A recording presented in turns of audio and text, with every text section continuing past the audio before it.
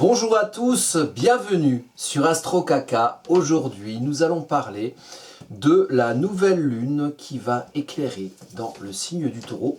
Et ça va se passer le mercredi 8 mai à 5h20 du matin, heure de Paris. Et ça va régir les 14 jours qui suivent, donc à peu près du 8 mai au 22 mai environ, aux prémices de l'entrée de Jupiter dans le signe des Gémeaux, puisque on est à la fin du transit de Jupiter dans le signe des Gémeaux, transit qui s'est terminé en cavalcade ou en paroxysme avec le lien et la conjonction Jupiter-Uranus qui a eu lieu le 21 avril 2024 et qui va continuer à faire ses effets pendant au moins toute l'année à venir puisqu'il s'agit de conjonction de planètes lentes.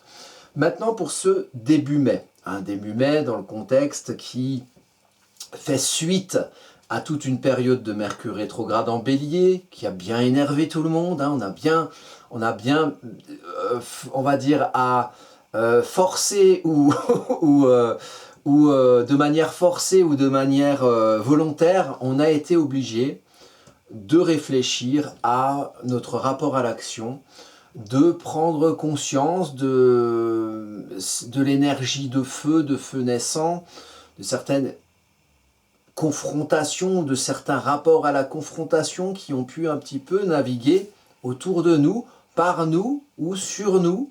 En tout cas, la vie et le contexte astrologique nous a amené à réfléchir un petit peu à tout ça. Et puis, voilà, comme je l'ai indiqué, je vous mettrai en lien des vidéos qui parlent de tout ce contexte astrologique. On a conclu cette période de Mercure rétrograde en Bélier qui nous invite à réfléchir et à prendre du recul sur notre rapport à l'action pour véhiculer un rapport à l'action autant que faire se peut qui soit paisible ou plutôt efficace ou efficient.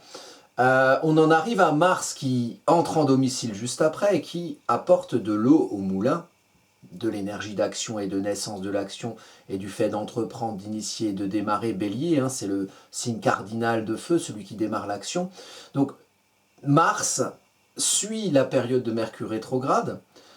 Mercure est encore dans le signe du Bélier, donc on en est à avoir réfléchi tout le mois d'avril sur notre rapport au Bélier, notre rapport à l'action. Puis des réflexions qui ont émané, qui vont émaner de nous et qui ont été réfléchies, mûries en nous. Elles sortent à partir du 25 avril, fin de la période de Mercure rétrograde en Bélier. Et puis, une grosse puissance d'action à partir du 30 avril 2024 et Mars qui rentre dans le signe du Bélier et qui vient nous inviter à Mars comme à la maison, donc le dieu de la guerre comme à la maison, qui nous invite à faire des choses et à nous donner une météo astrologique qui nous pousse à faire, à agir, à initier, à entreprendre et parfois à confronter.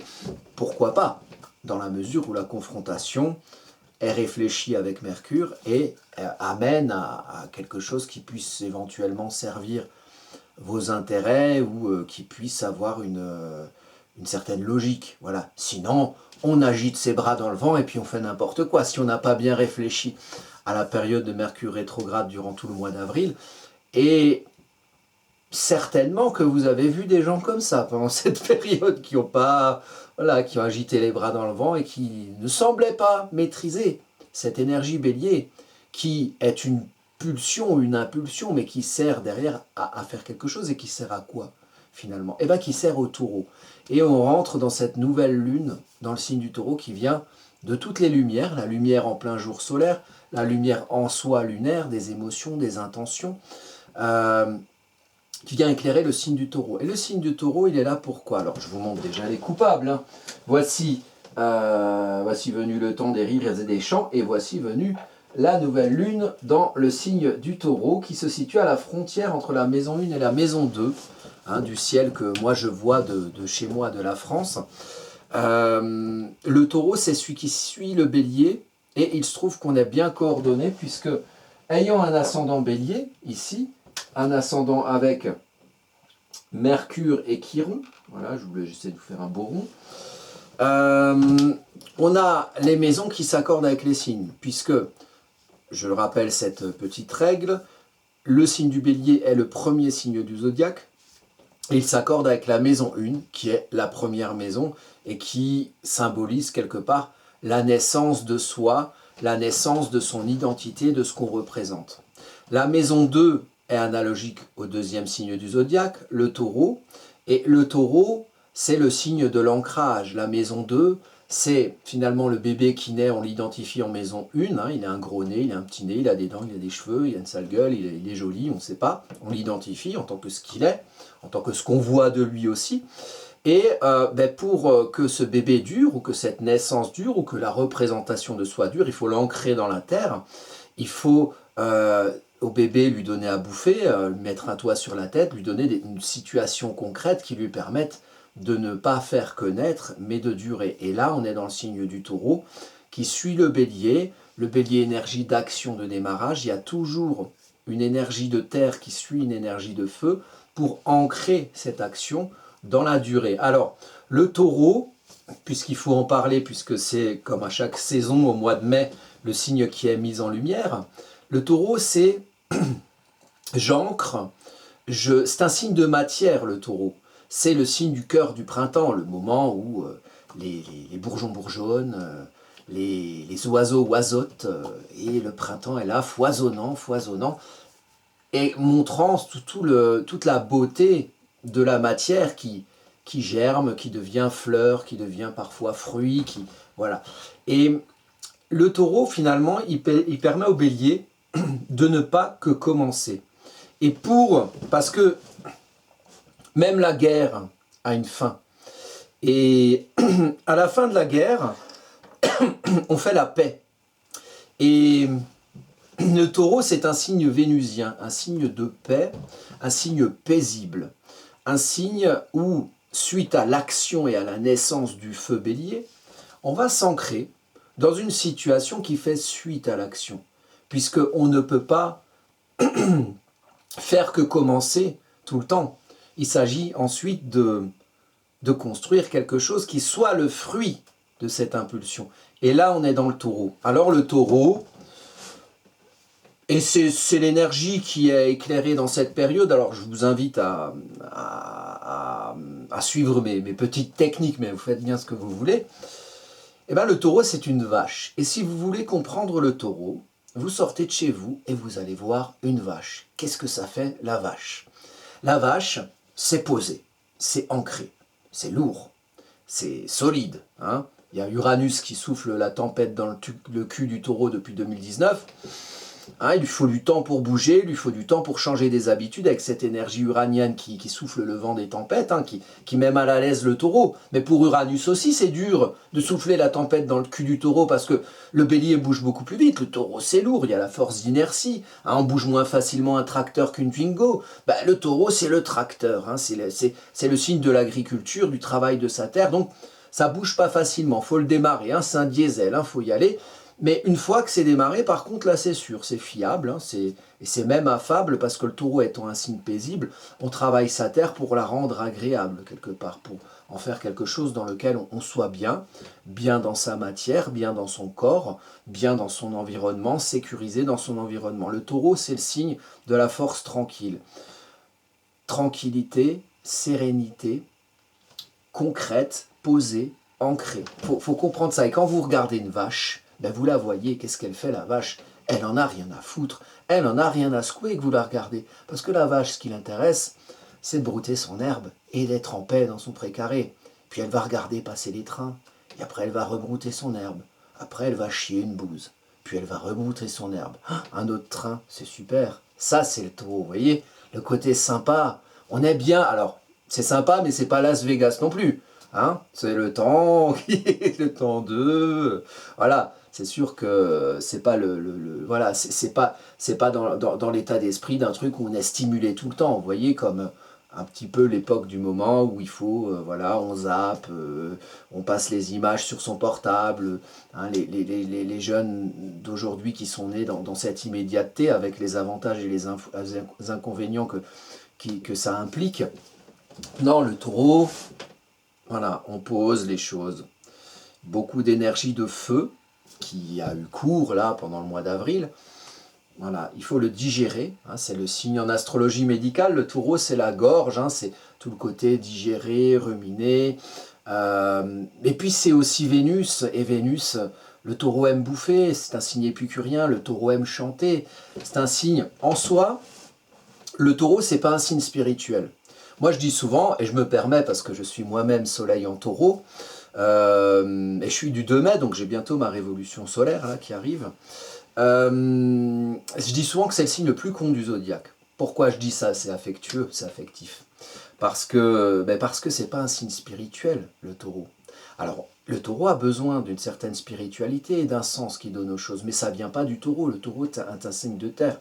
Par exemple, la spiritualité peut arriver, si on regarde le taureau, en sextile, on a le poisson, les poissons, l'expression du sens, des émotions, des croyances, des inspirations. Et le taureau est à l'aise avec cet univers des poissons, donc il va apporter de l'eau pour irriguer la terre du taureau, pour qu'elle ne soit pas sèche, pour qu'il y ait des choses qui puissent y pousser, pour qu'elle ne soit pas aride mais fertile. Le taureau a besoin de l'eau du scorpion qui est en face, l'eau du scorpion qui va aller creuser au fond du puits pour chercher une vérité qui se trouve sous la surface, au-delà de la surface visible, pour aller ensuite, avec la force du taureau, tirer cette vérité du fond du puits et irriguer la terre qu'on travaille, parce que sinon c'est une terre sèche et aride. Le signe du taureau, dans son défaut ou son ombre, c'est il y a 3 gros trucs, c'est fixité, possessivité, matérialité, ou matérialisme si vous voulez. La terre qu'on travaille, s'il y a de la terre et qu'il n'y a pas de sens, c'est finalement le concours de la possession, le concours du pognon, le concours de, voilà, j'amasse, j'ai besoin d'amasser. Vous voyez, ce signe du taureau ici, là, il a les 2 cornes, finalement c'est comme un contenant, c'est comme un saladier, c'est comme un Graal, quelque part, on fout des trucs dedans.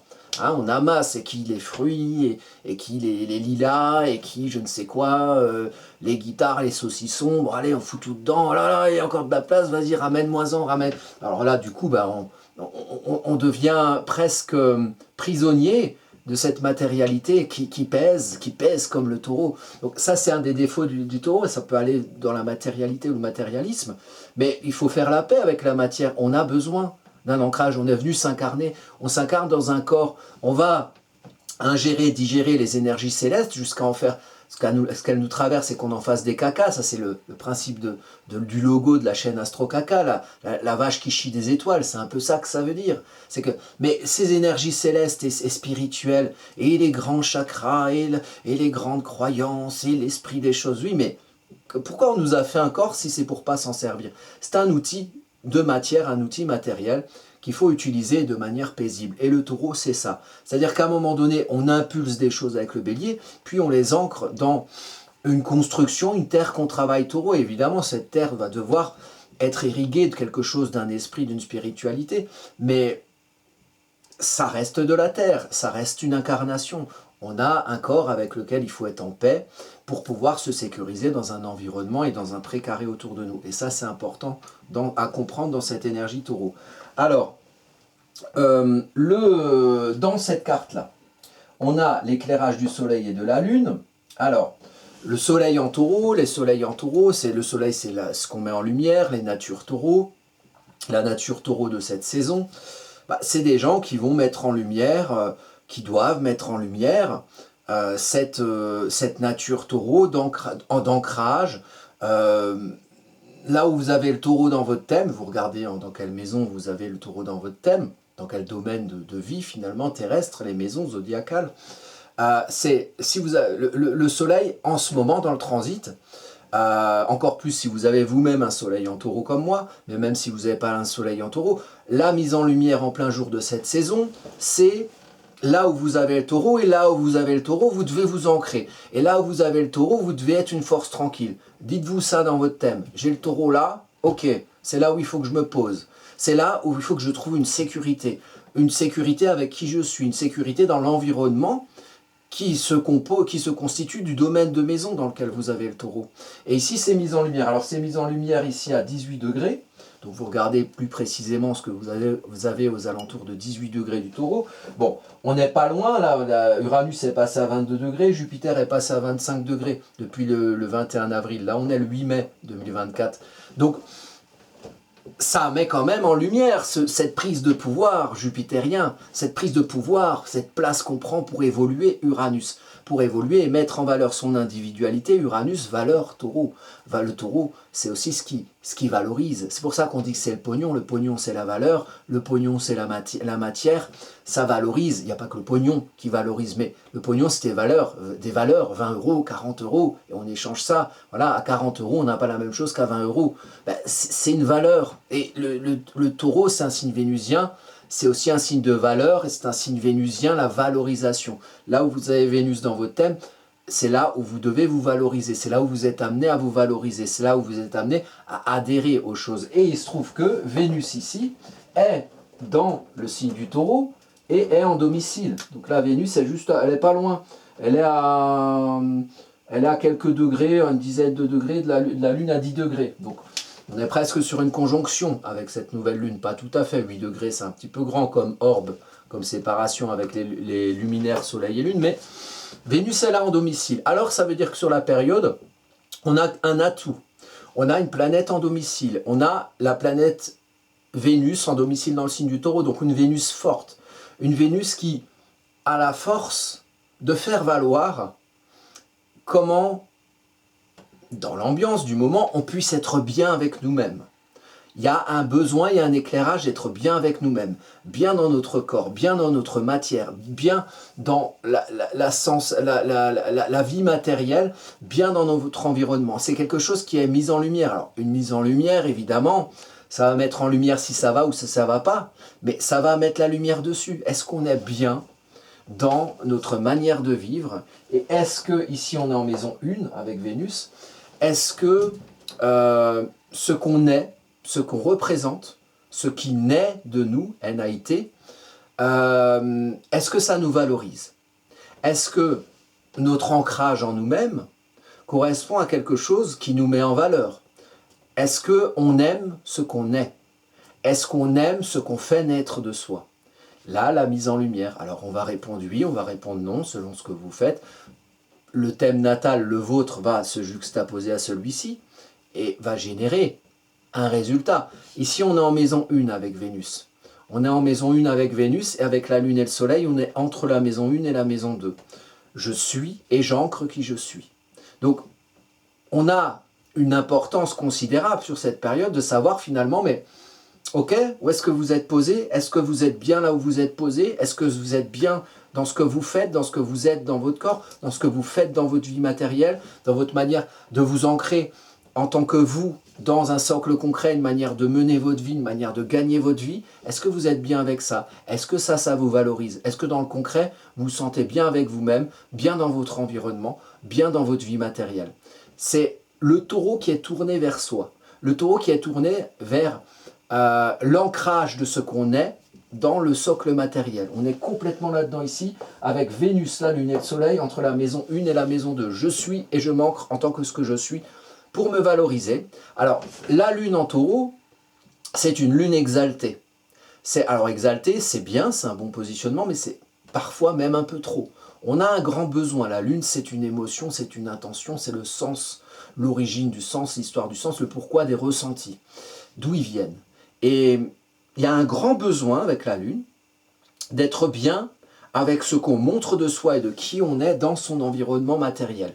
Comment on s'ancre en tant que soi, comment notre personnalité, notre identité, notre ancrage, et comment on s'ancre en tant que situation, en tant que soi dans une situation. Et est-ce que les deux correspondent? Et est-ce que l'un et l'autre, soi et l'ancrage matériel, nous valorisent ou non? Là, il y a quand même quelque chose qui pousse à ce que ça nous valorise. Donc il faut aller vers la valorisation. C'est un peu le message de l'ambiance du moment à peu près, donc 8 mai, mercredi 8 mai 2024 jusqu'à peu près au 22 mai, le temps qu'arrive cette nouvelle pleine lune qui se fera dans le signe de, donc ce sera un soleil en Gémeaux, et donc ce sera une pleine lune en Sagittaire. La prochaine après, aux alentours du 22 mai. Je ne vais pas regarder la date précise, mais vous prenez toujours 14 jours après une nouvelle lune ou une pleine lune.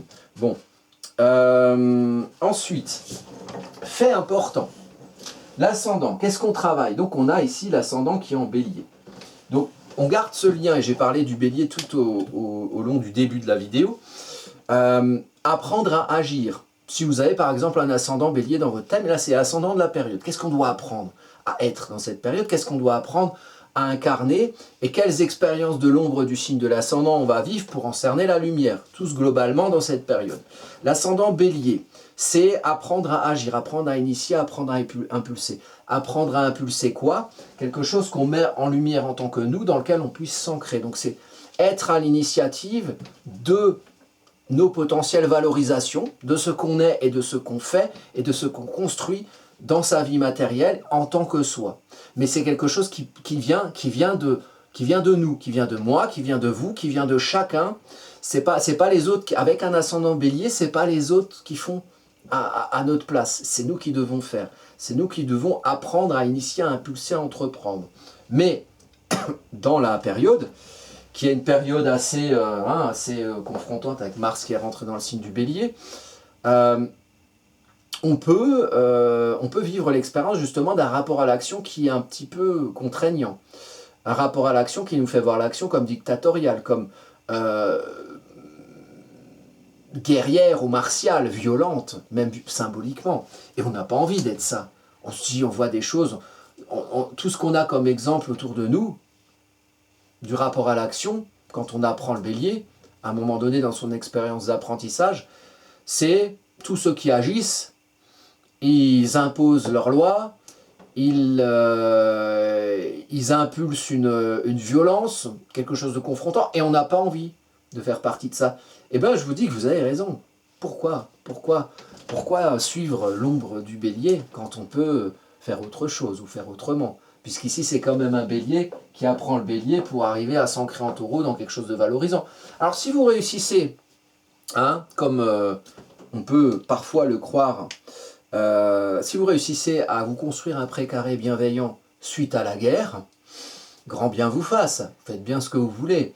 Moi, mon idée, c'est que, comme le dit si bien le grand philosophe MC Solar, qui sème le vent récolte le tempo, et ben si vous suivez les contre-exemples desquels il faut justement s'éloigner, les expériences de l'ombre, c'est pas pour refaire pareil avec l'ombre. Les expériences de l'ombre du Bélier, c'est justement pour se dire, tiens, mais en fait, il y a une énergie, un outil d'impulsion, de démarrage, il y a un démarreur. Bon, je fais l'expérience de ceux qui l'utilisent d'une manière un petit peu à flamber leur moteur, à mettre de la nitroglycérine.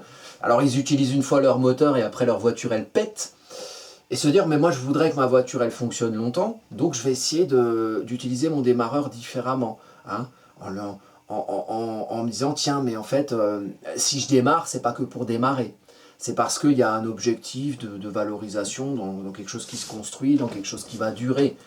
Si je démarre la voiture, c'est parce que j'ai envie d'aller à la campagne, parce que je sais que là-bas, il y a du bon fromage et que je vais pouvoir en bouffer, que je vais pouvoir être bien, que je vais peut-être pouvoir passer un bon moment et me sentir sécurisé et en paix. Vous voyez, c'est plutôt cet état d'esprit-là. Et donc ici, agir pour qu'ils même me suivent.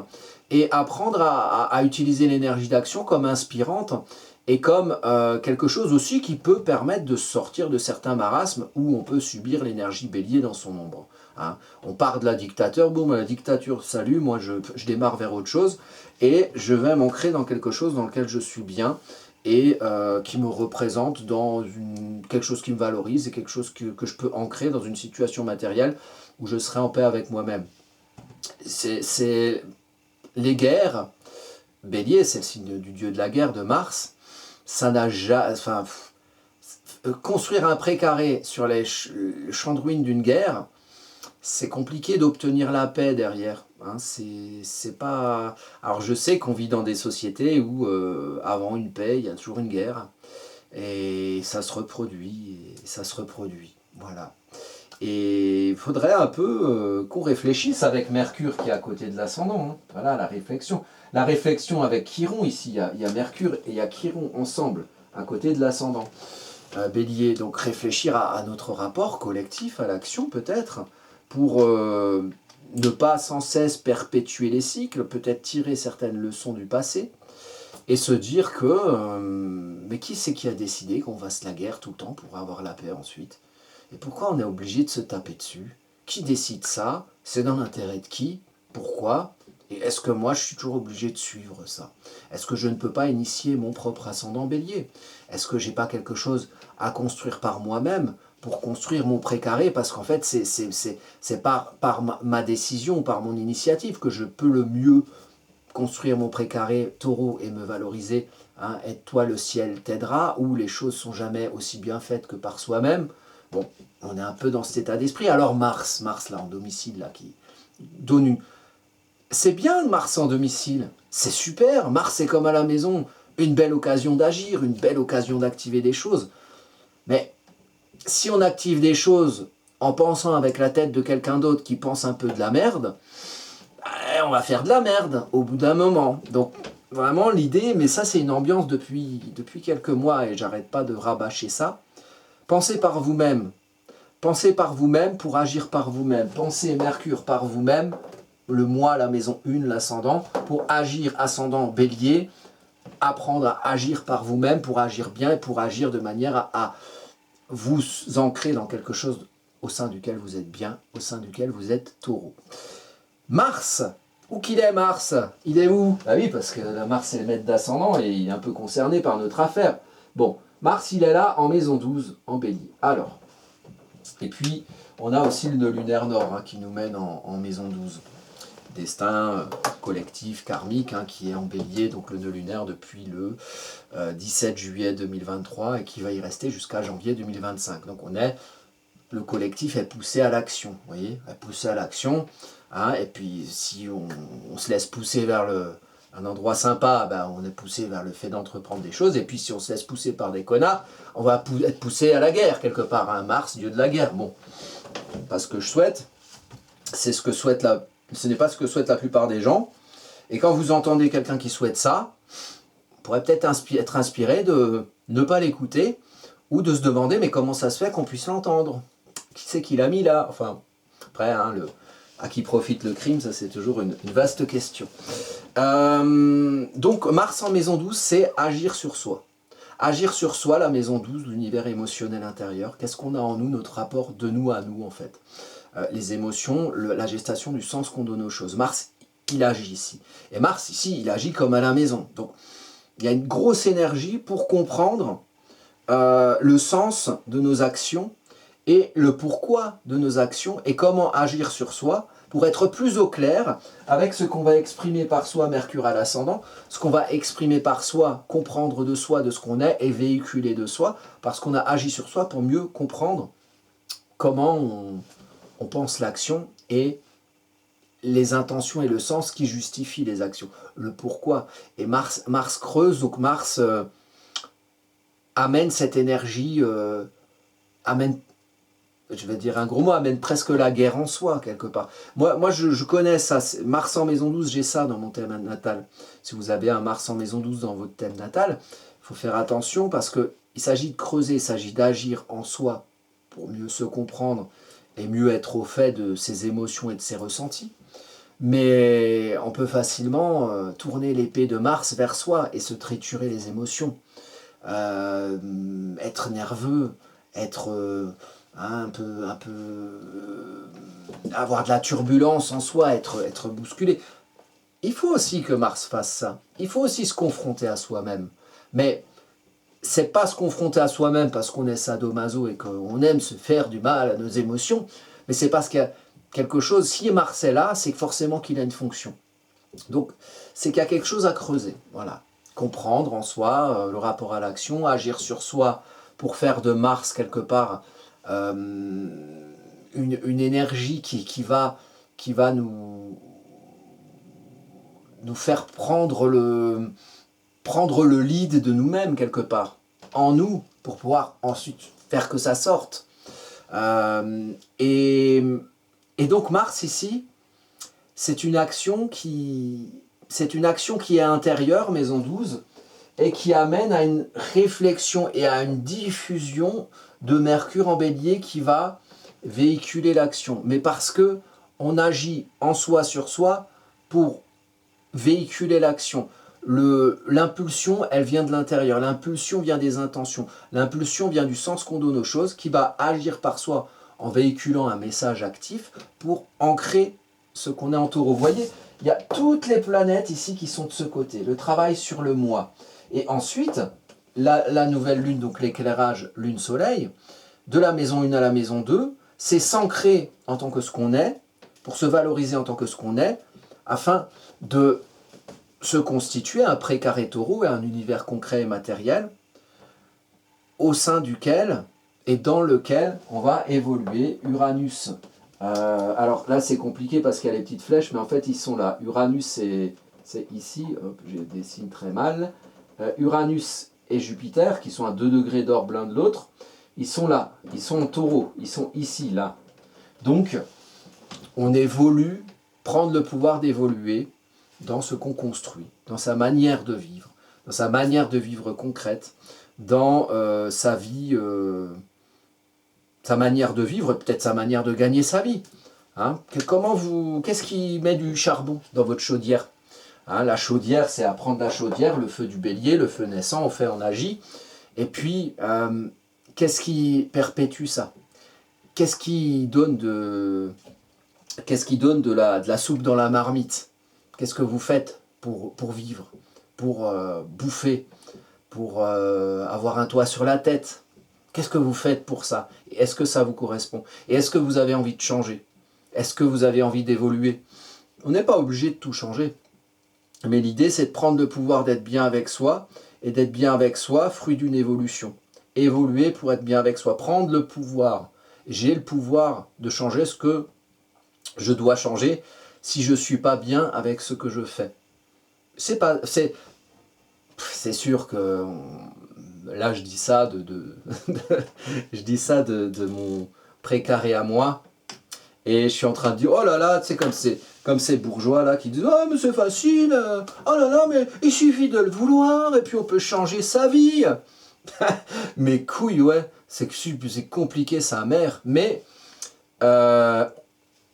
l'intention fait déjà pas mal de choses. Quand j'étais à l'époque, j'étais CPE moi, et je recrutais des gens qui avec des boulots précaires, des contrats de merde, donc hein, évidemment, c'était voilà, pour faire un boulot comme ça, c'était forcément des gens qui n'étaient pas aguerris, alors que je parle d'assistant d'éducation, c'est un boulot qui est très important, parce que c'est les personnes qui sont au contact des élèves, et c'est des éducateurs en vrai, et voilà, avoir des éducateurs pas formés avec un boulot de merde et des contrats de merde, c'est chiant, voilà, ça aussi on pourrait changer dans la société éventuellement, enfin voilà, ça fait partie d'une petite chose parmi une multitude.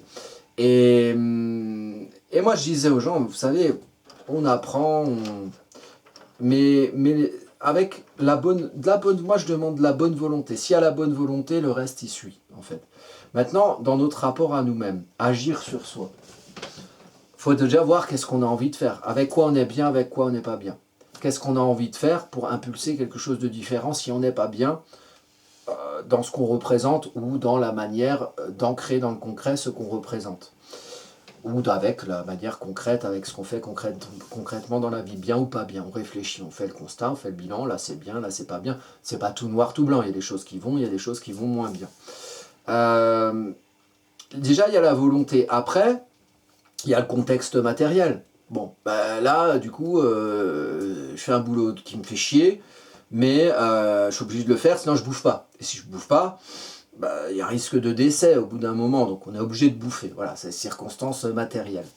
Et après, je vois comment c'est possible de lier le sens, l'intention, j'ai envie de bouger, avec le concret, évidemment.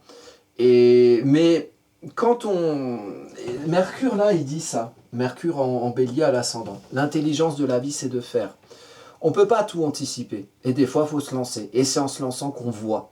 On voit, bon là j'ai fait ça, ok, bon, ça marche pas, je vais faire autre chose. Évidemment, il ne faut pas être con. Faut pas faire all-in tout de suite comme au poker. Hein, faut pas ça là, bon, alors je fais tout ou rien, je balance tout d'un coup, et puis si ça marche pas, bah, j'ai plus rien à bouffer, j'ai plus rien... donc c'est un peu chiant, ça insécurise, ça fait l'inverse, ça sécurise pas, ça en taureau, ça insécurise. Donc il faut, voilà, tous dans nos vies, trouver le moyen de... Pour cette période, pour vous, sur votre thème, vous regardez ce que vous avez en bélier et ce que vous avez en taureau. Et ce que vous avez en bélier et en taureau, ça va agir sur le bélier beaucoup Alors vous juxtaposez avec votre domaine de maison, mais le bélier maison 12, on est sur le sens, on est sur l'intention, on est sur le pourquoi, le pourquoi agir. Sur le taureau, on est sur l'expression, on a besoin de s'ancrer en tant que qui on est. Et ensuite, du taureau, on va passer s'ancrer en tant que qui on est, à s'ancrer avec ce qu'on construit, avec ce qu'on vit dans sa vie matérielle. Et il y a un lien entre la manière de se poser sur un socle concret, la vie matérielle, et ce qu'on est. Et il faut que les deux correspondent par une impulsion bélier, par une intention bélier, par une expression de soi bélier qui doit se concrétiser en taureau. On démarre quelque chose pour ancrer. Pendant cette période-là, on va avoir aussi... alors, il y a un rapport aussi qui est intéressant, c'est... on a ici la lune noire, vous voyez, ici en balance, lune noire en balance. Le point priable de la lune noire va être plus ou moins le nœud lunaire nord, donc ici on a le nœud lunaire sud qui va être ici. Le nœud lunaire sud, c'est comme une lumière qui éclaire dans votre dos et qui mène vers le chemin du nœud lunaire nord.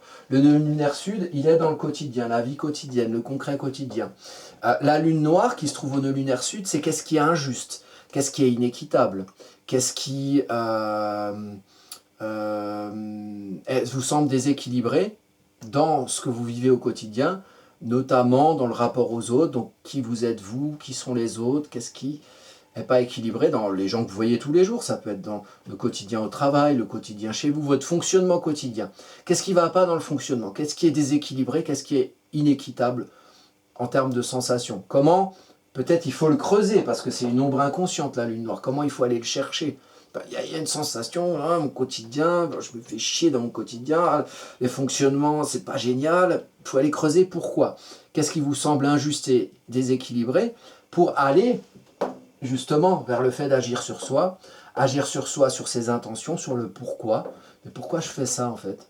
Pourquoi j'ai et qu'est-ce que j'ai envie de faire au final? Peut-être pour rééquilibrer les choses dans le quotidien. Par rapport aux autres, beaucoup en balance, mais même en général. Et donc, sur cette période de Pluton, de la nouvelle lune en taureau, on va avoir la rétrograde de Pluton qui démarre sur début mai, à partir de début mai, Pluton rétrograde. Et mais ça, alors, sur votre thème natal à vous, Pluton rétrograde à 2,06 degrés du Verseau. Donc, c'est-à-dire que Pluton a avancé du 20 janvier du 20 janvier 2024 à début mai, et qu'ensuite Pluton rétrograde. Et Pluton a avancé jusqu'à 2,06 degrés.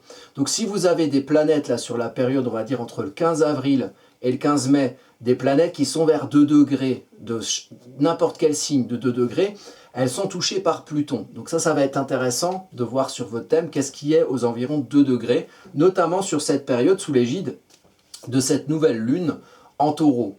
Il se trouve que Pluton qui rétrograde, c'est comme des paliers en fait. Donc Pluton avance du 20 janvier au 6 mai, puis Pluton rétrograde du 6 mai jusqu'au 2 septembre. Au 2 septembre, Pluton continue à rétrograder, mais il passe en Capricorne.